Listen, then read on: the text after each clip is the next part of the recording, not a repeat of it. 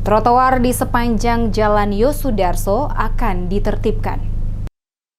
Satuan Polisi Pamong Praja atau Satpol PP bersama Dinas Perindustrian Perdagangan Disperindak Kota Ambon akan diterjunkan untuk menertibkan trotoar di depan pertokoan sepanjang Jalan Yosudarso Ambon. Penertiban ini didasarkan atas laporan masyarakat yang resah karena pemilik toko yang ada di kawasan Jalan Yosudarso itu memanfaatkan trotoar untuk memajang barang dagangan mereka. Terkait dengan keresahan warga ini, pejabat wali kota telah menginstruksikan dinas terkait, yakni Satpol PP dan Disperindak untuk turun ke lokasi, melihat sekaligus menertibkan kawasan tersebut. Pejabat wali kota Baduin Watimena menegaskan penertiban ini dilakukan untuk memberikan kenyamanan bagi pejalan kaki yang selama ini merasa terganggu akibat pemilik ruko sepanjang Jalan Yosudarso menggunakan trotoar untuk memajang barang dagangan mereka. Menurutnya, trotoar yang seharusnya berfungsi untuk pejalan kaki dialihfungsikan oleh pemilik toko.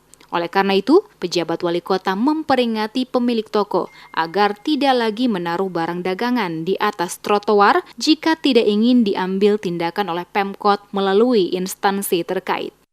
Bila saya akan langsung tangani. Jadi Pol PP dan Indak akan segera turun untuk melihat kondisi. Ya. Kita tidak lagi berlama-lama soal keluhan masyarakat. Apa yang disampaikan kalau bisa kita lakukan hari ini, kita lakukan hari ini.